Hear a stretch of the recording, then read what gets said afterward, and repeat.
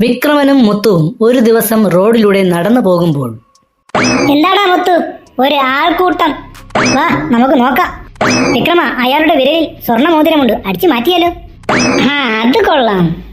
എല്ലാവരും ഒന്ന് മാറിക്കേ, നമുക്കറിയാവുന്ന ആളാ. ദാ, ഈ വെള്ളം കുടിച്ചാട്ടെ. ആശ്വാസമായി. നിങ്ങൾക്ക് താടിയില്ല അല്ലേ? ഇല്ല. താടി വെട്ടാണോ ജോലി? അല്ല, എന്റെ കയ്യിൽ താടിക്കാരെ ശക്തരാക്കുന്ന മന്ത്രമുണ്ട്. ഇതാ. അമ്പടാ, അപ്പൊ മന്ത്രവാദിയാണല്ലേ. മുതലക്കേസങ്ങ് വിട്ടേരെ. ഇതെന്തു മന്ത്രമാ അപ്പൂപ്പാ? ഈ മന്ത്രം കേട്ടാൽ താടിയുള്ളവർ ഭയങ്കര ശക്തന്മാരാകും. മുന്നിലുള്ളത് എന്തും ഇടിച്ചു തെറിപ്പിക്കും. അത് കൊള്ളാം. എടാ മുത്തു, ഒരു ഐഡിയ. നമുക്ക് ഈ മന്ത്രം കുട്ടൂസനെ വായിച്ചു കേൾപ്പിക്കാം. ശരിയാ, കുട്ടൂസൻ ശക്തനാകും. പക്ഷേ അപ്പം നമ്മളെ ഇടിച്ചു തെറിപ്പിച്ചാലോ? എടാ മണ്ട, വല്ല ബാങ്കിന്റെ മുന്നിൽ നിർത്തി മന്ത്രം വായിക്കാം.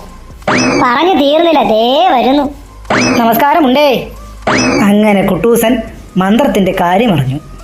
അപ്പം താടി കൊണ്ട് പ്രയോജനമുണ്ട്. അതെ, അതിനിടയ്ക്ക് മായാവിയെ പിടിച്ചോ? അവനൊരു ഉറക്കഭ്രാന്തനല്ലേ, അങ്ങനെ പിടിച്ചു. നേരം ഇരുട്ടി, ബാങ്കിലേക്ക് വിട്ടോ? ദാ എത്തി. മന്ത്രം വായിക്കട്ടെ, റെഡിയായി നിന്നോ? നില്ല്, ആരും കേൾക്കാതെ പതുക്കെ ഒന്ന് വായിച്ചു നോക്ക്. തെറ്റിയാൽ കുഴപ്പമാ. അത് ശരി.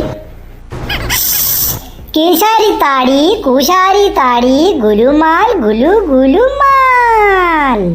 പക്ഷേ നടന്നത് മറ്റൊന്നാണ്. ഒരാട് ചതിച്ചു, അവന് താടിയുണ്ട്. ഓടിക്കോ.